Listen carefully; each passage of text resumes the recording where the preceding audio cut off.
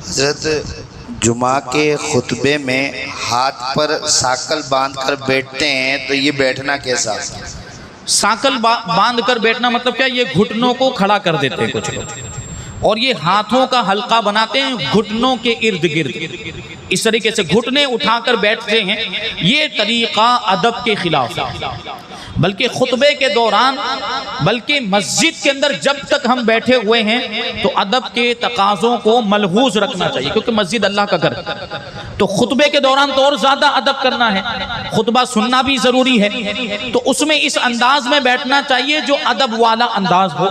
تو یہ والا جو انداز ہے یہ ادب والا انداز نہیں۔ پھر دوسری بات کیا ہے کہ ایسے بیٹھنے میں سستی آتی ہے۔ ہر وہ طریقہ جس کی وجہ سے سستی آئے یا کاہلی آئے تو اس طریقے پر بھی بیٹھنے کی اجازت نہیں بلکہ منع ہے۔ اور میں آپ کو بتا دوں کہ اللہ کے رسول صلی اللہ علیہ وسلم نے امام جب خطبہ دے رہا ہو اس وقت احتبا کرنے سے منع فرمایا، اور احتبا یہ اسی طرح کی صورت ہوتی ہے جس طرح لوگ یہ ساکل بنا کر، جو سوال پوچھا انہوں نے، جو ساکل بنا کر بیٹھتے ہیں یعنی گھٹنے کھڑے کر کے بیٹھتے ہیں، احتبا اسی طرح کا بیٹھنا ہوتا ہے، بس تھوڑا سا فرق ہوتا ہے۔ اس کے بارے میں علماء فرماتے ہیں کہ احتبا کا مطلب یہ ہے کہ گھٹنے کھڑے کر کے، اپنی پنڈلیوں کو کھڑی کر کے اپنے دونوں ہاتھوں سے حلقہ بنائیں، ساتھ ہی ساتھ ایک چادر سے اپنے آپ کو لپیٹ لے۔ اس طرح بیٹھنے کے بعد ایک ہی چادر سے اپنے آپ کو لپیٹ لے، تو اللہ کے نبی صلی اللہ علیہ وسلم نے اس طرح بیٹھنے سے منع فرمایا، تو اب اس کی اجازت نہیں ہوگی اس طرح بیٹھنے کی۔ اب دیکھیں اگرچہ وہ چادر لپیٹنے کا اس میں ذکر ہے، اس کا یہ مطلب بیان کیا گیا، لیکن وہ گھٹنے کھڑے کر کے بیٹھنا وہ طریقہ وہاں پر بھی پایا جاتا ہے جو اس طریقے سے ابھی جو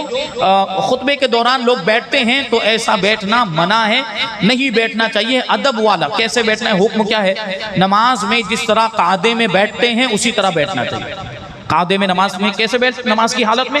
قعدے میں کیسے بیٹھتے ہیں اسی انداز میں ہمیں خطبے کے دوران بھی بیٹھنا ہے۔ اب ایک طریقہ ہمارے یہاں پر یہ رائج ہے کہ پہلے خطبے میں ہاتھ باندھ لیتے ہیں اور دوسرے خطبے میں ہاتھ کو ایسے یہاں گھٹنے کے پاس رکھ دیتے ہیں، ہوتا ہے ایسا آپ کے یہاں پر؟ یہ طریقہ ہمارے ہندوستان، پاکستان، بر صغیر میں ہی پایا جاتا ہے، وہ ورنہ دوسرے ملکوں میں، دوسرے علاقوں میں یہ طریقہ نہیں، وہ بس ایسے ہی بیٹھتے ہیں جس طرح نماز میں، یا گھٹنوں پہ ہاتھ رکھ کے بیٹھتے ہیں جس طرح قعدے میں بیٹھتے ہیں۔ تو وہ جو طریقہ ہمارے یہاں پر رائج ہے کہ پہلے خطبے میں ہاتھ باندھتے ہیں اور دوسرے خطبے میں ہاتھ چھوڑ دیتے ہیں، یہ بھی کوئی ناجائز نہیں ہے، اور اس طرح بیٹھنے کی بھی اجازت ہے۔ مفتی احمد یارقہ نعیمی رحمۃ اللہ تعالی علیہ نے میرات المناچی کے اندر یہ طریقہ لکھا ہے اور اس کو کہا ہے کہ یہ جائز ہے، بیٹھنے کی، اس طرح بیٹھنے کی بھی اجازت ہے، اور غالباً اس میں حکمت یہ ہے کیونکہ کتابوں کے اندر یہ تفصیل کے ساتھ ہمیں یہ طریقہ نہیں ملتا، کتابوں کے اندر یہ نہیں بیان کیا گیا کہ پہلے خطبے میں ہاتھ باندھ کر بیٹھنا ہے، دوسرے خطبے میں ہاتھ کو گھٹنے کے پاس رکھ دینا ہے زانوں پر،